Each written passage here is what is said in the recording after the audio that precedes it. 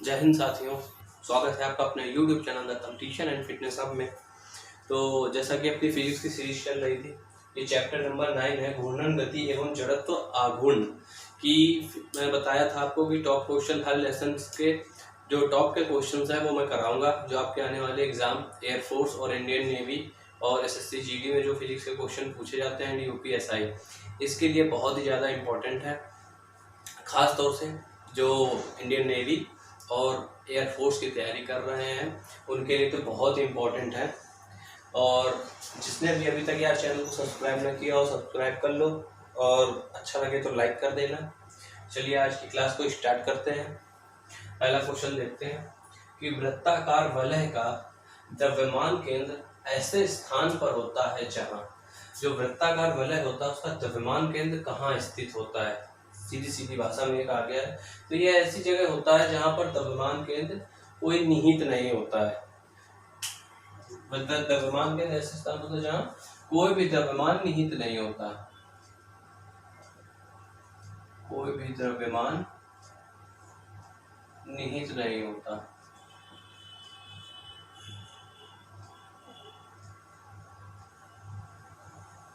कोई भी द्रव्यमान निहित नहीं होता।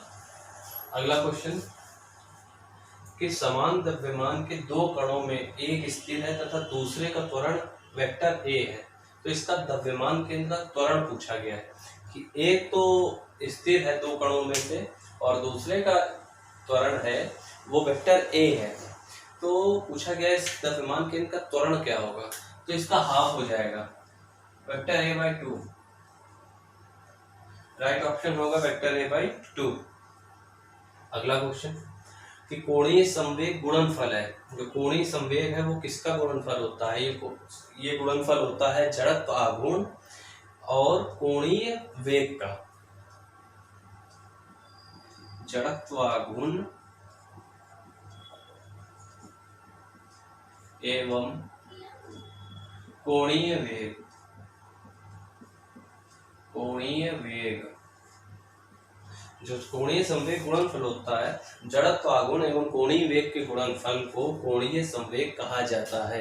अगर डेफिनेशन या इस टाइप से भी पूछ सकता है कि जड़त्व आघूर्ण एवं कोणीय वेग के गुणनफल को क्या कहते हैं, क्वेश्चन पलट भी देता है, तो इसको कोणीय संवेग कहा जाता है। चलिए नेक्स्ट क्वेश्चन, ये इंपॉर्टेंट है काफी कि घूर्णन करती हुई एक मेज पर अचानक से कोई व्यक्ति या कोई लड़का या कोई लड़की XYZ कोई भी आकर बैठ जाए तो क्या संरक्षित होगा उसमें। अगर कोई व्यक्ति घूर्णन कर रही है कोई भी वस्तु, तो उस पर आकर कोई चीज कोई आदमी आकर अचानक से बैठ जाता है तो उसमें संरक्षित क्या होगा, तो उसमें संरक्षित होगा कोणीय संवेग। कोणीय संवेग उसमें संरक्षित हो जाएगा क्योंकि P बराबर होता है m/v। जब अचानक आके बैठ जाएगा तो कोणीय संवेग संरक्षित रहेगा, सीधी सीधी बात है। और पूछा गया है जड़त्व आघूर्ण का SI मात्रक, ये बहुत इंपॉर्टेंट है और कई बार पूछा गया है, इस वजह से मैंने इंक्लूड किया है कि जड़त्व आघूर्ण का SI मात्रक क्या होता है। जड़त्व आघूर्ण का SI मात्रक होता है kilogram metre square, kg metre square, जिसका मात्रक होता है किलोग्राम मीटर स्क्वायर होता है।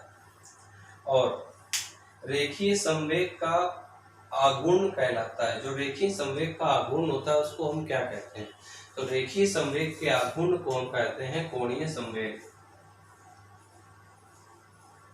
कोणीय संवेग।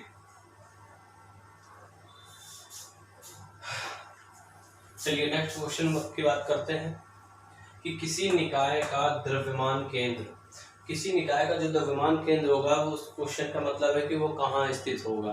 किसी निकाय का द्रव्यमान केंद्र हो सकता है वो केंद्र के अंदर भी निहित हो सकता है और बाहर भी निहित हो सकता है। कोई क्लियर नहीं है कि अंदर ही निहित होगा, तो अंदर भी और बाहर भी, ये अंदर और बाहर दोनों में कहीं भी स्थित हो सकता है। जो किसी निकाय का द्रव्यमान केंद्र हो सकता है वो केंद्र के अंदर भी निहित हो सकता है और केंद्र के बाहर भी निहित हो सकता है। एक मैं बात बताना चाहता हूँ यार कि आपको एयरफोर्स और नेवी का एग्जाम क्लियर करना है, ना कि फिजिक्स में PhD करनी है। जो हर एक चीज़ डिटेल में आप चाहते हो। यार इसको ऊपर ऊपर पढ़ो, पीएचडी करने की क्या जरूरत है? आपको एग्जाम क्लियर करना है कि इस पर पीएचडी करनी? पीएचडी करनी तो आगे पढ़ाई करो, पीएचडी करो जाके, किसने रोका है आपको? लेकिन अगर एग्जाम क्लियर करना है तो जो पढ़ा रहे हैं ये पढ़ो, यही एग्जाम में आएगा। हमसे ना पढ़ने का मन हो किसी और से पढ़ लो, बहुत लोग पढ़ाने वाले हैं। और आप जब एग्जाम अगर दिए हो एक दो बार तो खुद ही देखे होंगे कि ये क्वेश्चंस आते हैं या नहीं आते हैं। अगर दिए हैं तो आपको बखूबी पता होगा कि ये क्वेश्चंस पूछे जाते हैं।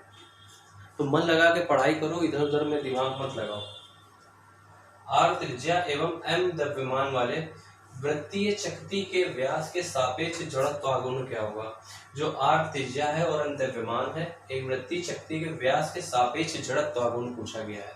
ये 6-7 टाइप के हैं, आपकी बुक में होंगे, देख लीजिएगा। बाकी मैं तो सब कवर करा ही दूंगा अभी जब और सीरीज कराऊंगा। तो इसका होता है A1/4 mr²। इससे इस टाइप के भी क्वेश्चन बनते हैं और न्यूमेरिकल भी पूछे जाते हैं। किसी में m की वैल्यू दे देगा तो किसी में r दे देगा। और एक तरीके से और पूछ सकता है व्यास दे सकता है। तो त्रिज्या व्यास की आधी होती है तो हाफ करके यहाँ पे निकाल लेंगे 1/2 करके। इस टाइप के न्यूमेरिकल भी पूछे जाते हैं। तो कंफ्यूज नहीं होना है कि हमको तो व्यास d दे दिया है, r दिया ही नहीं है, तो हम कैसे निकालेंगे? तो ये ध्यान रखना है कि त्रिज्या व्यास की आधी होती है तो हाफ करके निकाल लेंगे। इस टाइप के छोटे छोटे न्यूमेरिकल पूछे जाते हैं कि जिसमें ज़्यादा बड़े न्यूमेरिकल नहीं पूछे जाते हैं। चलिए नेक्स्ट क्वेश्चन की बात करते हैं कि समान द्रव्यमान व समान मोटाई की दो डिस्कों के पदार्थों के घनत्व d1 व d2 हैं। समान द्रव्यमान है तथा समान मोटाई है और उनके जो व्यास दिए हैं वो हमें d1 व d2 दिए हैं। तो उनके जड़त्व आघूर्ण का अनुपात, जड़त्व आघूर्ण में जस्ट अपोजिट हो जाएंगे। d1 व d2 दिए गए तो d2/d1 हो जाएगा, d2 अनुपात d1 हो जाएगा, d2 अनुपात d1 उसका जड़त्व आघूर्ण हो जाएगा। नेक्स्ट क्वेश्चन, जड़त्व आघूर्ण एवं कोणीय त्वरण के गुणनफल को हम लोग क्या कहते हैं? जो जड़त्व आघूर्ण होता है और जो कोणीय त्वरण होता है, जो उनका मल्टीपल होता है, उसको हम लोग बल आघूर्ण कहते हैं। यहीं पर लिख देता हूं, बल आघूर्ण, बल आघूर्ण ऐसे भी पूछ सकता है, बल आघूर्ण किसे कहते हैं, और नीचे दे सकता है। तो आपको ये भी पूरा गणना करना पड़ेगा। जड़त्व आघूर्ण एवं कोणीय त्वरण के गुणनफल को ही हम लोग बल आघूर्ण कहते हैं। तो चलिए इसी के साथ अपने को आज की सीरीज को भी समाप्त करता हूँ। होप करता हूँ कि आपको क्लास यार पसंद आई होगी। अगर पसंद आई हो तो लाइक कर देना और चैनल को सब्सक्राइब कर लीजिएगा। जय हिंद, राम राम।